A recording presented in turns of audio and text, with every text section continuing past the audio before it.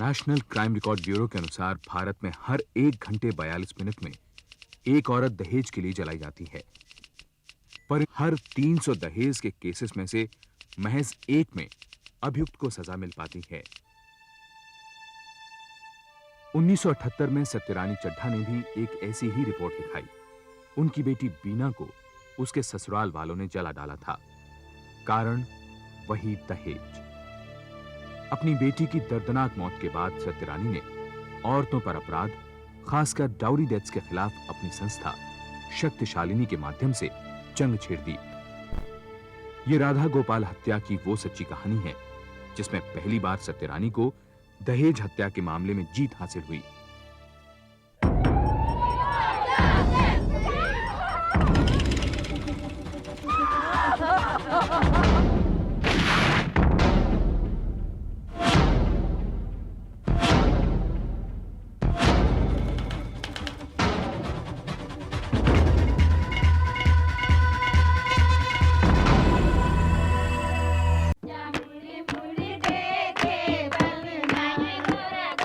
राधा गोपाल की गोद भराई।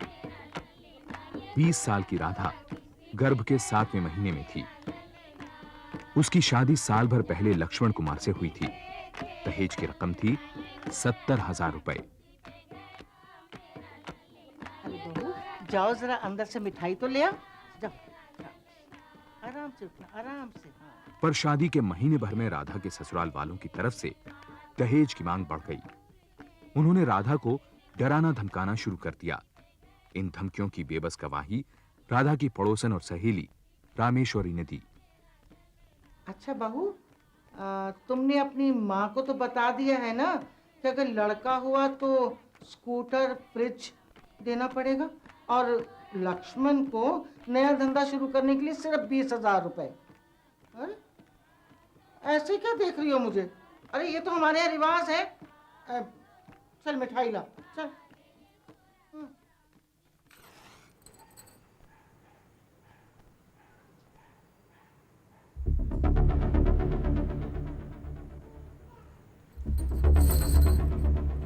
हे भगवान, मेरे होने वाले बच्चे की रक्षा करना।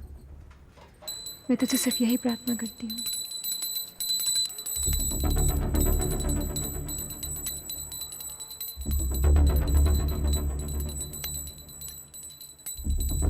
राधा, जरा बच्ची के लिए दूध तो गर्म कर लो। जी माँ जी।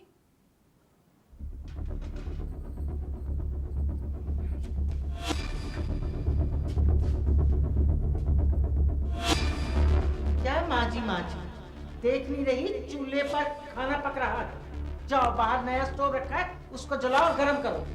जाओ जल्दी से।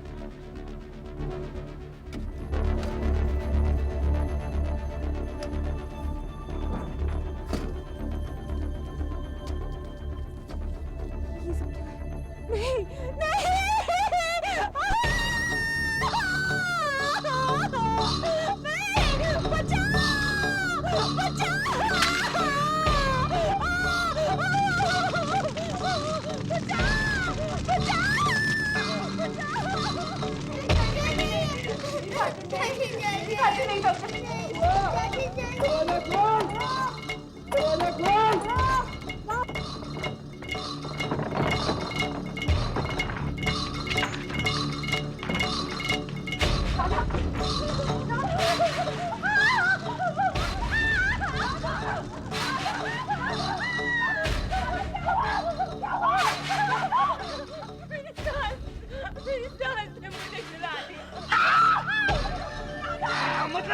किसी ने नहीं जलाया तुझे?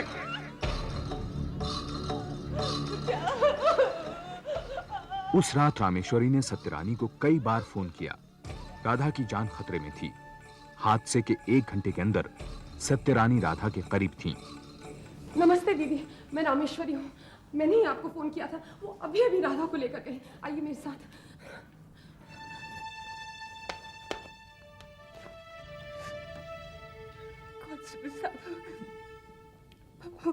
लोगों ने मुझे जलाने की कोशिश की।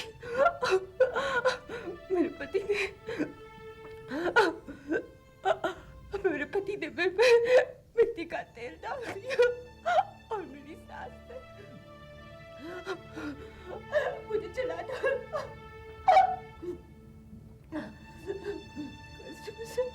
मेरी माँ को बुला दो, मेरी माँ को कलकत्ता से बुला दो।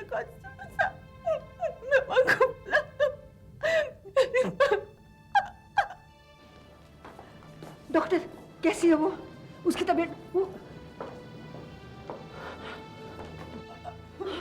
राधा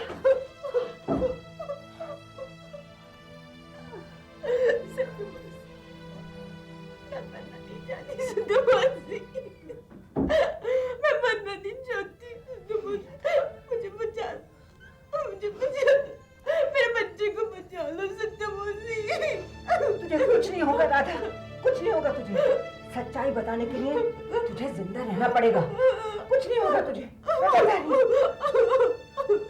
अगली सुबह 6:10 पर राधा ने दम तोड़ दिया। वो 75% जल चुकी थी। पोस्टमार्टम की रिपोर्ट के अनुसार राधा की कोख में पल रहा लड़का ये सदमा बर्दाश्त नहीं कर पाया। राधा के परिवार वालों के पहुंचने से पहले उसके ससुराल वालों ने उसका अंतिम संस्कार कर दिया। रामेश्वरी, तू इस लड़ाई में मेरे साथ है ना?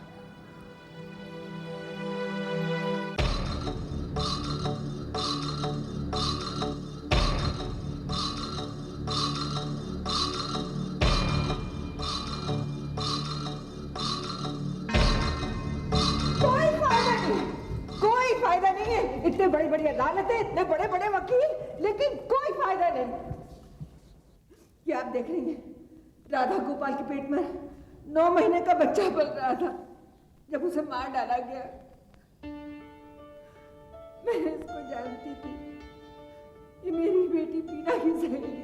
सत्यरानी राधा गोपाल के केस को लेकर नामी वकील और विमेन एक्टिविस्ट रीना समतानी के पास गई।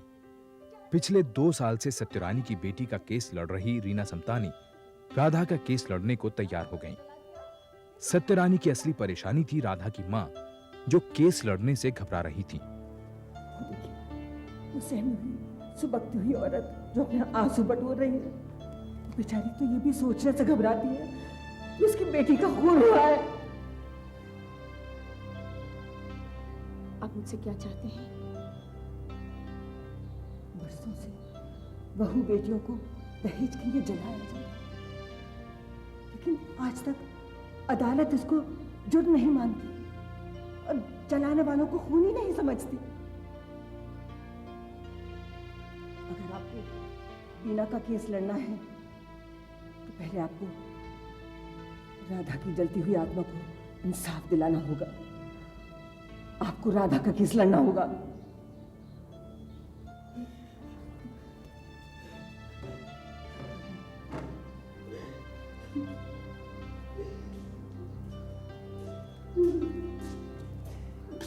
मामला सेशंस कोर्ट में पहुंचा। उसके पति लक्ष्मण कुमार और सास शकुंतला देवी को मौत की सजा हुई। भारतीय कानून के इतिहास में पहली बार दहेज हत्या के मामले में अपराधी को मृत्युदंड मिला। इस फैसले से राष्ट्रीय और अंतर्राष्ट्रीय प्रेस में तहलका मच गया। प्रेस ने सेशंस जज से उनके फैसले पर तफसील से बात की और केस के हर मुद्दे को जनता के सामने रख दिया। सेशन जज और प्रेस की इस दोस्ती से नाराज हाई कोर्ट ने सेशंस जज पर कंटेम्प्ट ऑफ कोर्ट का नोटिस जारी किया और राधा गोपाल का केस रीट्रायल के लिए हाई कोर्ट पहुंचा।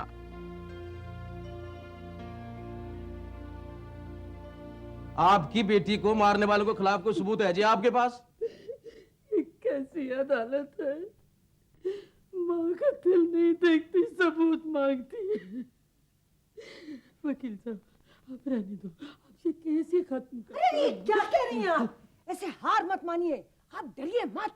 आप कौन है और आपका इस केस से ताल्लुक क्या है? जज साहब, मैं इस दुखियारी औरत का हौसला हूँ।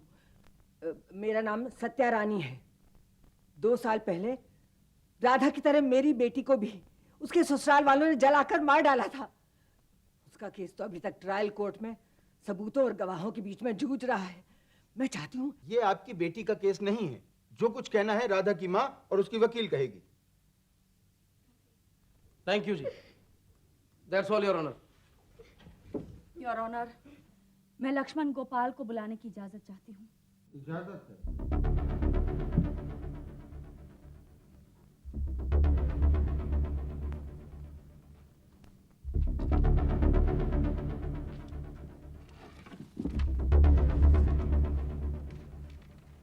मिस्टर लक्ष्मण गोपाल, जिस रात आपकी पत्नी जल रही थी, आप कहाँ थे?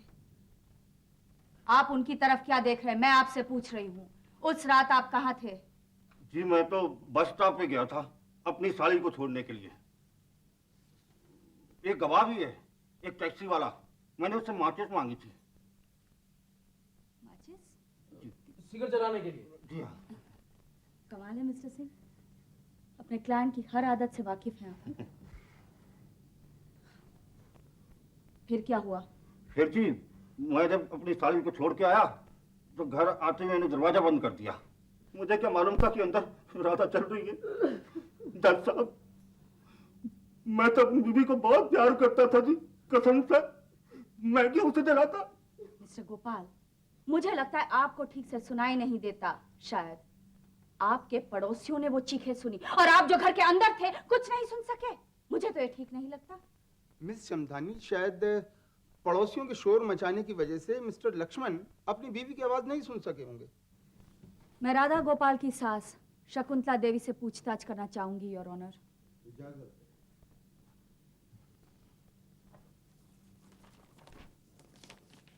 हाँ शकुंतला जी, आप जरा अदालत को बताएंगी कि 1 दिसंबर की रात जब आपकी बहू राधा की साड़ी को आग लगी, आप कहाँ थी और क्या कर रही थी? मैं अपनी पोती को सुला रही थी। फिर राधा ने ये क्यों कहा कि मेरी सास ने मुझे जलाया है? ये झूठ है, बिल्कुल बकवास है ना। मैं अपनी बहू को क्यों जलाऊंगी जज साहब? दहेज के लिए। हाई कोर्ट जज का फैसला सेशन जज के हर फैसले से अलग था। उन्होंने राधा का आखिरी बयान रद्द कर दिया। कारण, बयान पर डॉक्टर या मैजिस्ट्रेट के दस्तखत नहीं थे। उनके अनुसार बयान पर राधा के अंगूठे के निशान भी साफ नहीं थे, यानी वो भी खारिज। हद ही हो गई जी। प्रोसिक्यूशन लॉयर को शायद इतना नहीं पता कि मरने से पहले राधा गोपाल का जो बयान था वो अधूरा था। डॉक्टर के सही नहीं थे उस पर सिग्नेचर, समझते हैं ना जी आप? और तो और राधा के भी नहीं थे। मेरा ख्याल है वो इतना पढ़ी लिखी तो थी, हैं जी? सिग्नेचर का मतलब होता है सही, समझते ना आप? और उसके लिए उंगलियों की जरूरत होती है और राधा के हाथ जले हुए थे। लेकिन बयान पे जो हल्का सा निशान था वो अंगूठे का था और वो राधा का ही था। रिपोर्ट पढ़ी है ना आपने? प्रोसिक्यूशन, आप इस मुद्दे पर और बहस नहीं कर सकती। अदालत इस सबूत को नहीं मानती। लेकिन योर ऑनर, हाई कोर्ट जज के मत में इस हादसे का कोई चश्मदीद गवाह नहीं था। राधा के बालों में मिट्टी के तेल का ना पाया जाना इस बात का सबूत था कि तेल राधा पर जबरदस्ती नहीं डाला गया। उनके अनुसार तमाम गवाहों के बयान अमान्य थे, क्योंकि सारे गवाह लक्ष्मण और शकुंतला के विरुद्ध थे, खासकर रामेश्वरी। रामेश्वरी देवी, 4 जनवरी की रात 1982, उसे ठीक याद करके बताओ, उस रात क्या हुआ था? मुझे अभी भी याद है। उस रात को बहुत ठंड थी। हम लोग खाना बना के सोने जा रहे थे। एकदम से मुझे किसी के चिल्लाने की आवाज आई। तो जज साहब, उसने हमसे कहा कि दीदी, रामेश्वरी दीदी, मुझे मेरी सास ने जलाया है, मुझे मेरी सास ने जलाया है।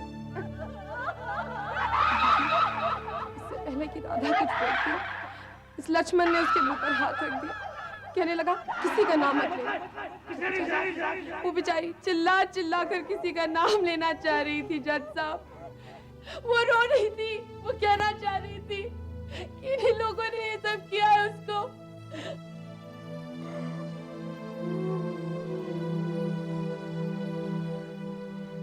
योर ऑनर, इससे ज्यादा और क्या सबूत चाहिए अदालत को? क्या ये काफी नहीं कि राधा ने मरने से पहले 2 बार, एक बार अपनी सहेली रामेश्वरी को और दूसरी बार अस्पताल में कहा कि मेरी सास ने मुझे जलाया है? हद ही कर दीजिए आपने तो, हैं जी?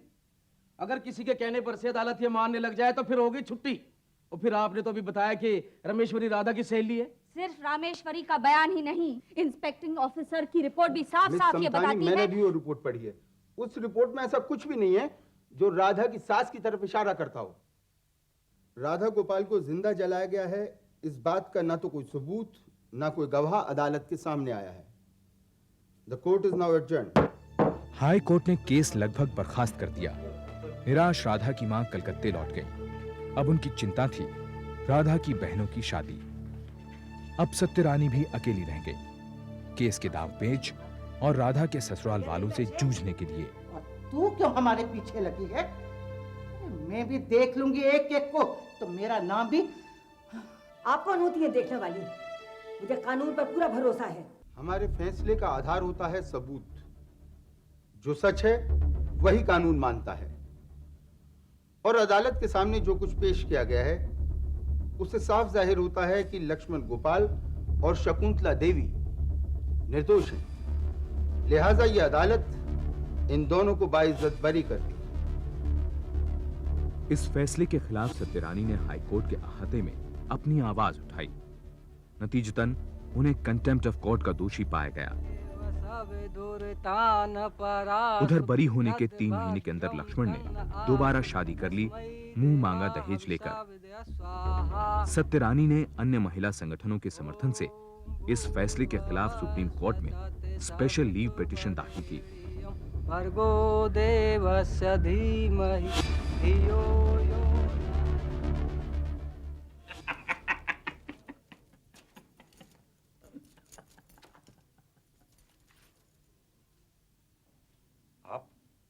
राधा के खून से निर्मला को रंग रहे हो लक्ष्मण, इसके खून से किसको रंगोगे? निर्मला, तू अंदर जा।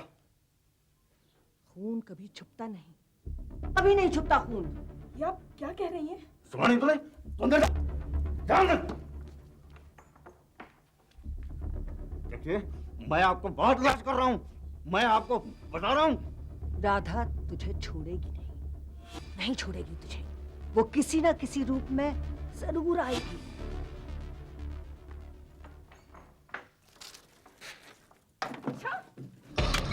नहीं ऐसे मत करो, नहीं ऐसे चाची चली थी, नहीं चाची ऐसे चली, नहीं मुझे मत मारो, नहीं ऐसे मत करो, मुझे मत मारो, नहीं। ये पता नहीं मुन्नी को क्या हो गया। मैंने तो सिर्फ पानी फेंका था उसपे। तू अंदर चल, अंदर चल। 7 साल की मुन्नी वो चश्मदीद गवाह थी जिसकी सत्यरानी को तलाश थी। मुन्नी ने सत्यरानी को बताया कि जिस दिन राधा जलाई गई उसी दिन घर में एक नया स्टोव और मिट्टी के तेल से भरा 16 लीटर का जेरिकन खरीद कर लाया गया। उसने ये भी बताया कि उसकी चाची राधा को लक्ष्मण और शकुंतला ने जलाया, पर 8 साल से कम उम्र वाले गवाह का बयान कोर्ट में मान्य नहीं था। और इसका सबूत ये इन्वेस्टिगेटिंग ऑफिसर की रिपोर्ट में है। ये रिपोर्ट जिसे हाई कोर्ट ने कोई अहमियत ही नहीं दी। जिस स्टोव के फटने से राधा की साड़ी में आग लगी, उस स्टोव को एग्जामिन करने वाले इन्वेस्टिगेटिंग ऑफिसर को बुलाने की मैं इजाजत चाहती हूँ। इजाजत है। मिलॉर्ड, उस स्टोव को जब मैंने जांच किया तो मैंने पाया कि स्टोव बिल्कुल नया था, उसमें बत्ती भी नहीं थी और जैसे कि उसे कभी इस्तेमाल ही ना किया गया हो। Thank you your honour. इस रिपोर्ट में यह भी दर्ज है कि उस घर के आंगन में 16 लीटर केरोसिन का आधा भरा हुआ जेरी कैन पाया गया। जिस घर में गैस के चूल्हे पे खाना पकता है और जहां कभी केरोसिन लाया ही नहीं गया, इस्तेमाल किया ही नहीं गया, वहां केरोसिन 16 लीटर केरोसिन क्यों लाया गया? मैं उस रात के हादसे को एक बार फिर दोहराना चाहूंगी। राधा को उस रात लक्ष्मण के बड़े भाई के बच्चे के लिए दूध गर्म करने को कहा गया। जी माँ जी। राधा से कहा गया कि वो स्टोव इस्तेमाल करे, पर क्योंकि स्टोव में बत्ती थी ही नहीं, उसके ससुराल वालों को अपने सारे प्लान पर पानी फिरता नजर आया। उनका गुस्सा भड़क गया। उन्होंने राधा को आंगन में बुलाया और आंगन में ही उस पर केरोसिन डाला गया और उसे जलाया गया।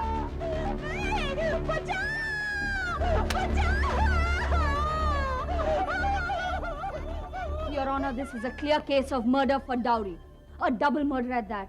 क्योंकि राधा के साथ साथ उसके पेट में पलते 9 महीने के बच्चे का भी खून किया गया। योर ऑनर, इस मेडिकल रिपोर्ट के मुताबिक राधा का जलना फर्स्ट या सेकंड डिग्री का था। अगर उसके ऊपर कास्लेट डाला जाता, जिसे आप केरोसिन बोल रहे हैं ना जी, वो, तो उसकी हालत बहुत ज्यादा खराब होती। यदि आपको याद ना हो तो मैं बता दूं कि इसके मुताबिक उसके बाल और उसका चेहरा नहीं जला था। यदि मेरे मुवक्किल उसे जलाना चाहते तो उसके सिर पर कास्लेट नहीं डालते क्या? योर ऑनर, राधा के कपड़ों, यहाँ तक कि उस पर डाली गई बोरी से काफी केरोसिन पाया गया। कोई भी स्टोव लीक होने से या फटने से इतना केरोसिन नहीं फेंकता।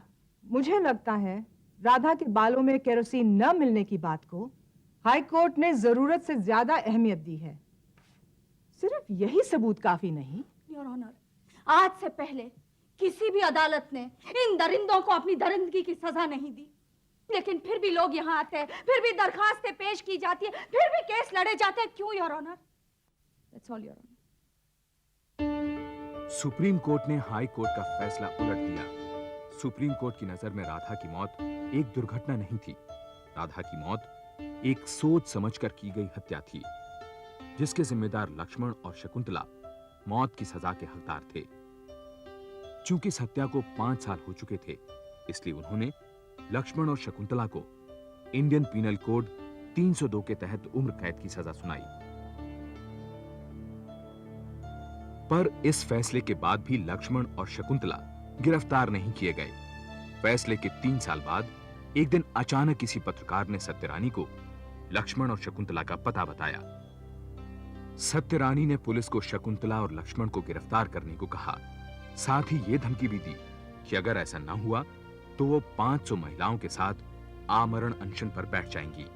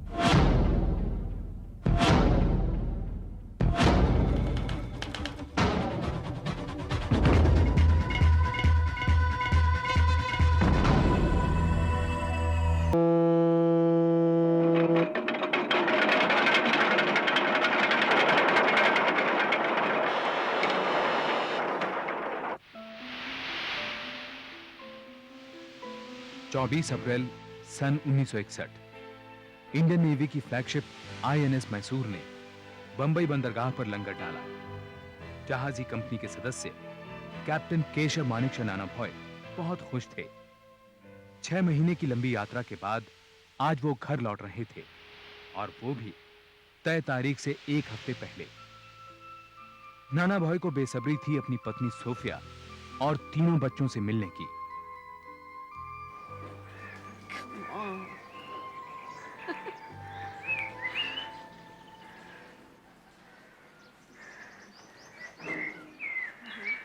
हाय हाय हाय हेलो। अगले हफ्ते? जी हाँ, मैं अगले हफ्ते आने वाला था, लेकिन जरा सा प्रॉब्लम हो गया। सोफिया के बर्ताव से यह साफ जाहिर था कि वो नाना के अचानक घर लौटने से नाखुश थी। अगले 9 दिनों में उसके रूखेपन और चिड़चिड़ाहट ने बहस और लड़ाई का रूप ले लिया। इस तनाव को कम करने के लिए नाना ने बच्चों के साथ फिल्म देखने का प्रोग्राम बनाया। And now we're getting late for the film. Take the conference and तैयार होता है। Who's the fastest?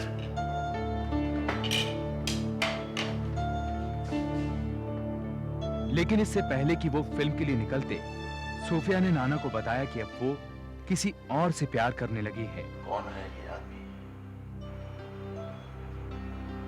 जो तुमने मुझे पिछले 10 साल में नहीं दिया, वो सब कुछ मुझे प्राण सलूजा ने 6 महीने में दे दिया।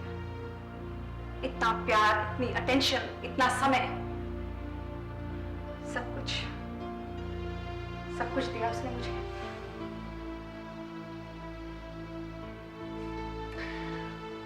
प्राण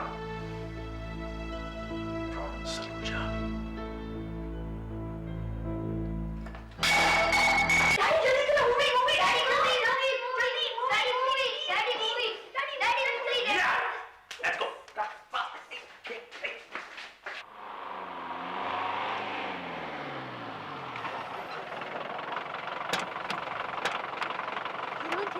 वो दोनों हीरो से प्यार करती थी। फिर?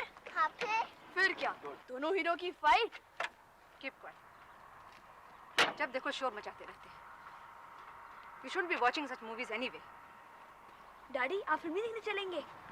डॉगी की दवाइयाँ कौन लाएगा बेटा? और वैसे भी आपने मुझे सारी कहानी सुना दी। Anyway, enjoy yourself. 6 बजे पिक करने आऊंगा तुम सबको।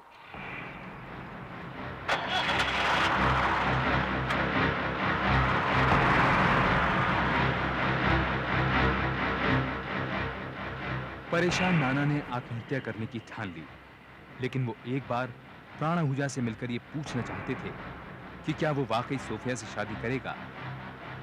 प्राण के घर जाने से पहले नाना ने अपने जहाज के स्टोर से एक सर्विस रिवॉल्वर और 6 बुलेट्स इशू कराए।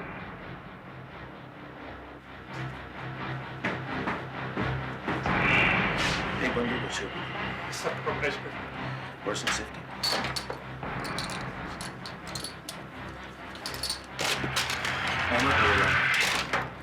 रात No, you here? क्या हुआ? Sir, nothing. Excuse me, sir.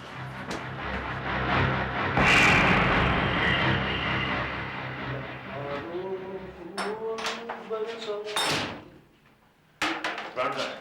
सब ऊपर है, बोलो मुझे जगाना नहीं।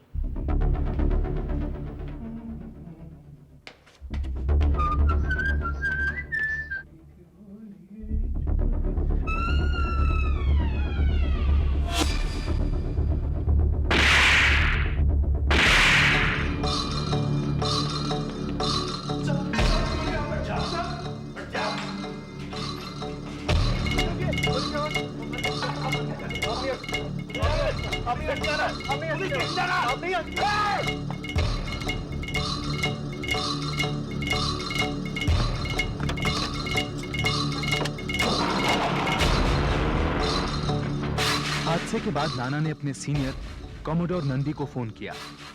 नाना का दिमाग स्थिर नहीं था, वो बार बार एक ही बात दोहरा रहे थे, मैंने उसे मार डाला।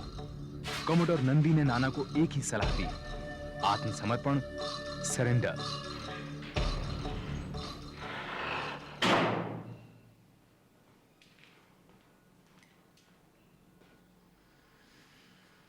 Sir, Captain, what is this? get me arrested, sir. प्राण सलूजा का मैंने खून किया है, सरेंडर। आप होश में तो हैं? Do you know what this confession can do to you? Yes, sir. सच ये है कि प्राण सलूजा की लाश जीवन ज्योति बिल्डिंग में इस वक्त पड़ी है। I've killed him in accident, sir. Deputy police commissioner ने नाना भॉय को हिरासत में लेकर सिविल जेल भेज दिया। जल्दी ही नेवी की सिफारिश पर कोर्ट ने उन्हें नेवल बेस INS कुंजाली पर नौसेना की हिरासत में रखने की अनुमति दी। नाना भॉय पर इंडियन पीनल कोड की धारा 302 के तहत प्राण सलूजा की हत्या का आरोप था। सीमा की रक्षा में लगे सिपाही की पीठ पीछे उसकी पत्नी की बेवफाई की कहानी ने नाना भॉय को जनता का हीरो बना दिया। सुनवाई के पहले दिन कोर्ट के अहाते से लेकर फ्लोरा फाउंटेन तक हजारों लोगों की भीड़ थी। हवा में नाना भॉय जिंदाबाद के नारे गूंज रहे थे। केस शुरुआत से ही विवादों से घिरा था। सरकार ने नाना भॉय की रिक्वेस्ट पर उन्हें अपना केस लड़ने के लिए 17,000 रुपए दिए। इस बात पर लोकसभा में हंगामा मच गया। सरकार पर नाना भॉय की तरफदारी का आरोप था। इधर प्राण सलूजा के परिवार ने केस से अपनी दूरी बनाए रखी। उधर कोर्ट में नाना भॉय ने 9 सदस्यों की स्पेशल जूरी के सामने प्लीड किया, नॉट गिल्टी। मेंबरान जूरी, प्रेस की रसीली सुर्खियों, शब्दों के जाल से बने भावनाओं को बहा देने वाले ये आर्टिकल्स, अक्यूज्ड की लुभा देने वाली पर्सनैलिटी, उसका ऑरा, उसका आला बैकग्राउंड, इन सब की चकाचौंध से बचकर कहीं दूर खड़े रहकर इस चमक धमक के पीछे पड़े उस मुजरिम को देखिए, उस कालिक को देखिए जो प्राण सलूजा के चिता से उठकर उस मुजरिम के चेहरे पर पुती है, जो आज इंसाफ मांगती है, सजा मांगती है, फांसी मांगती है। फांसी? फांसी केवल मर्डर के केस में दी जाती है, और यह मर्डर नहीं था। I can prove it was. सबूत है, गवाह है। मेरे पहले गवाह प्रेम सलूजा की बिल्डिंग का चौकीदार। केस की तह खुलने लगी। घटना स्थल पर सबसे पहले पहुंचने वाले जीवन ज्योत बिल्डिंग के चौकीदार और इंस्पेक्टर पालेकर प्रमुख गवाह थे। इस बात में कोई शक नहीं था कि नाना भॉय प्राण सलूजा के घर एक लोडेड रिवॉल्वर लेकर गए थे। ना ही इस बात को ठुकराया जा सकता था कि हत्या के वक्त कमरे में नाना भॉय और प्राण सलूजा के अलावा कोई नहीं था। बहस का मुद्दा था हत्या की वजह। दरअसल यह case murder due to grave and sudden provocation का है। मेमराने जूरी मेरे क्लाइंट को उकसाया गया, ऐसे हालात पैदा किए गए कि उनको गुस्सा आया और वो हादसा घटा जिसमें प्राण सलूजा की जान चली गई। सडन एंड ग्रेव प्रोवोकेशन, यानी किसी के भड़काने से अचानक गुस्सा आना और उसी गुस्से से कत्ल हो जाना। मेमराने jury, this is a premeditated cold blooded murder. उसने झूठ बोलकर पिस्तौल इशू करवाया और उसके बाद प्राण सलूजा के पास कत्ल के इरादे और प्लान से गया था। Thank you, that's all your honour. The court is adjourn. Jail में नाना के पास हजारों की संख्या में फैन मिल आती। नाना भॉय वी लव यू, नाना भॉय हम तुम्हारे साथ हैं। जहां एक तरफ प्रेस ने उन्हें हीरो बना दिया था, वहीं दूसरी तरफ सोफिया और बच्चों को ताने सहने पड़ रहे थे। इसका एहसास नाना को अपने बड़े बेटे टिडली की चिट्ठियों से होता। डियर डैडी, आप घर कब आएंगे? आप गुस्सा होंगे, लेकिन मैंने राहुल की पिटाई कर दी। He is no longer my best friend.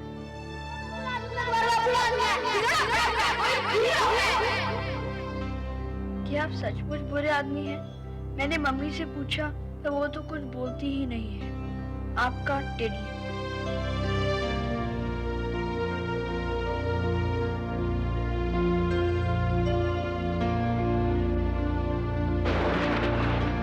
Mrs. Sophia, Nana boy, will you please come to the witness box? Sophia, you've got to stand by him. उसको अब केवल तुम ही बचा सकती हो।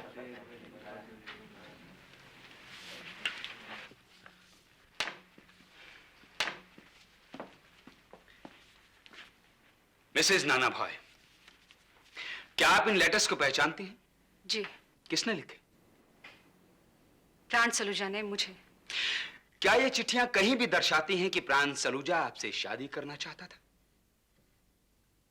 जवाब दीजिए, जवाब दीजिए मिसेज नाना भॉय।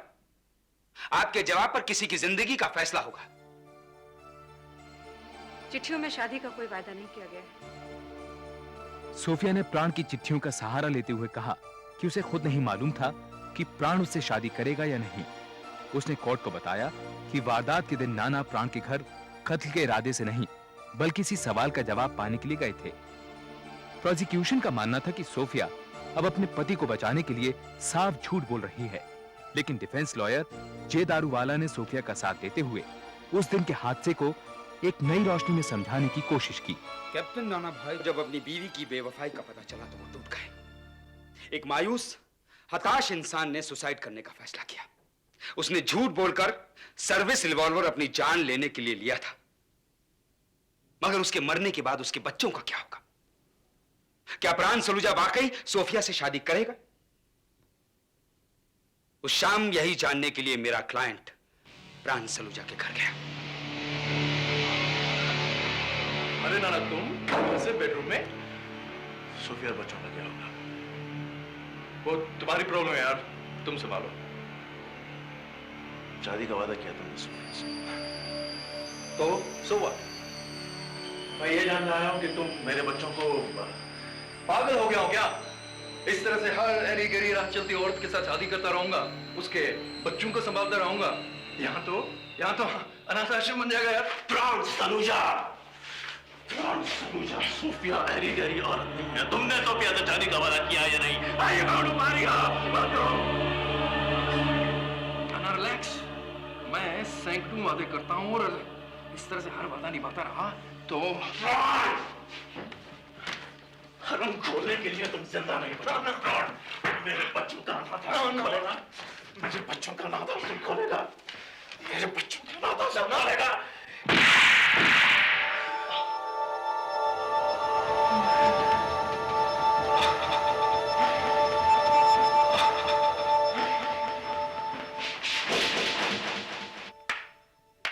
वाह जनाबे वाले, क्या उम्दा कहानी गढ़ी है। शब्दों की बेहतरीन इस्तेमाल से जज्बातों को क्या जगाया है, लेकिन ये सबूत नहीं है। प्रोसिक्यूशन लॉयर सौमित्र बोस के अनुसार हाथापाई की दलील में दम नहीं था। सरकारी क्रिमिनोलॉजिस्ट ने इस बात की पुष्टि की। उनके अनुसार नाना को गोली चलाने से पहले रिवॉल्वर का सेफ्टी कैच छुड़ाना पड़ा होगा, जो कि हाथापाई के दौरान मुमकिन नहीं था। इस दलील का सामना करने के लिए डिफेंस लॉयर दारूवाला ने कॉमोडोर नंदी को कोर्ट में पेश किया। कैप्टन नाना भॉय के सीनियर ऑफिसर उनकी अचूक निशानेबाजी के गवाह थे।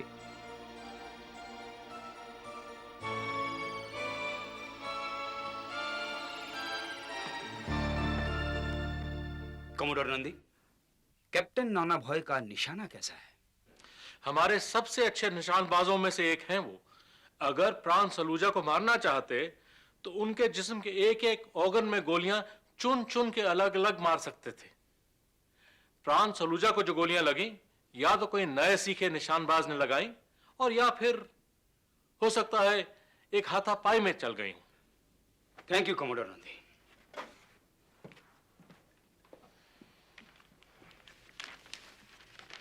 यह है डॉक्टर एबी बालिगा की रिपोर्ट, ये जो इस बात की तफ्तीश करती है कि जिस ढंग से, जिस एंगल से प्राण सलूजा को गोलियां लगी थी, वो हाथापाई के दौरान चली थी। मगर यह हाथापाई क्यों हुई, योर लॉर्डशिप? डिफेंस का कहना है कि हाथापाई की वजह प्राण सलूजा का सोफिया से शादी ना करना था, राइट? लेकिन प्राण सलूजा सोफिया से शादी करना चाहता था। ये 3 कागजात इस बात को प्रूव करते हैं। प्राण सलूजा की चिट्ठियां जो चीख कर कह रही है, सोफिया मुझसे शादी करो। सर, आपने मुझे ये बात बताई नहीं। सोफिया के चरित्र पे कोई आंच नहीं आनी चाहिए, चाहे कुछ भी हो जाए। कोर्ट में सबूत के तौर पर 26 प्रेम पत्र पेश किए गए, सोफिया के प्राण के नाम और प्राण के सोफिया के नाम। इन खतों में प्राण की प्रेमिकाओं की चिट्ठियां भी शामिल थीं। एक खत था पैन का, जिसकी प्राण से तथाकथित रूप से शादी हो चुकी थी। बड़े बच्चों पर अब कोई आंच नहीं आएगी। सारे इंतजाम मैंने कर दिए हैं, इंश्योरेंस,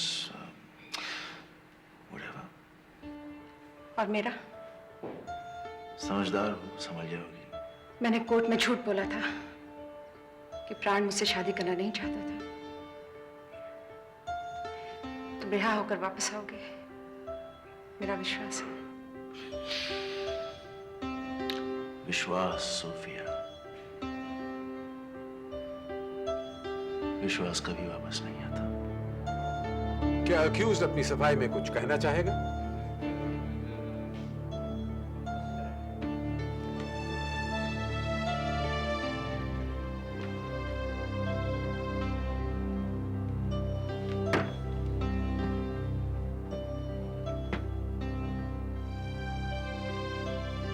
मैं अपनी सारी जिंदगी दूसरों के लिए जिया हूं सर। देश के लिए, बच्चों के लिए, सोफिया के लिए। सोफिया की वजह से उस हाथापाई में तो क्या, अब भी अगर मेरी मौत हो जाती है तो मुझे कोई फर्क नहीं पड़ता है। I did this because I love her. I did this for her honor, sir. I did this for your honor, Sophia.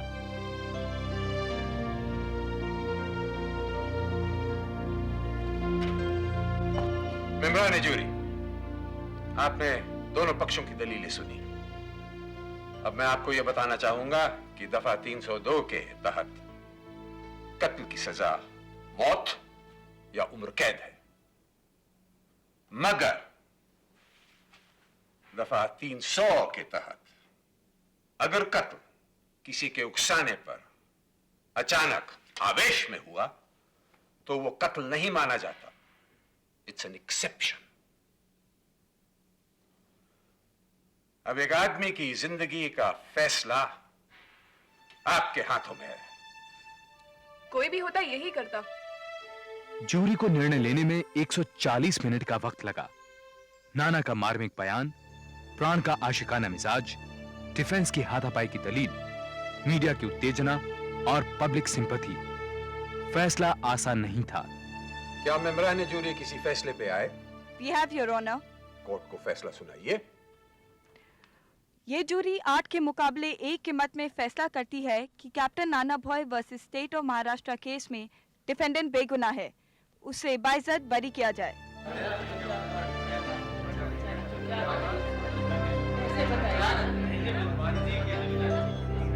Order, order, order! ये फैसला गलत है। जज्बात है, सबूत है, मजाक है, कानून नहीं। ये हरगिज नहीं होने दूंगा। I will not let a guilty man go scot-free. नाना भॉय कातिल है और उनको सजा मिलेगी। मैं इस केस को हाई कोर्ट की डिवीजन बेंच भेजता हूं।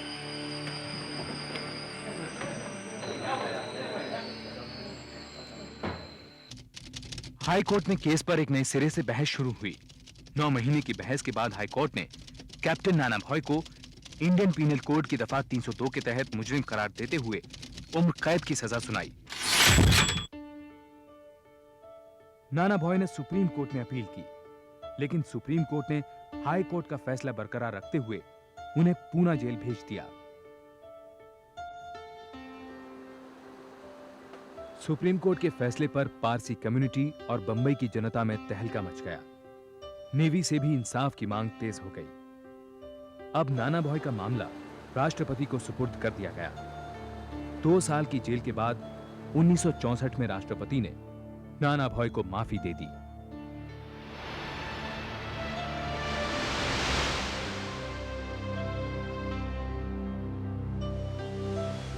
जेल से छूटते ही नाना भॉय सोफिया के पास लौट गए। कैप्टन नाना भॉय सोफिया और अपने 3 बच्चों के साथ कनाडा जा बसे। भारतीय कानून के इतिहास में जूरी द्वारा ट्राई किए अंतिम चंद केसों में से ये एक था। 1962 में जूरी सिस्टम समाप्त कर दिया गया।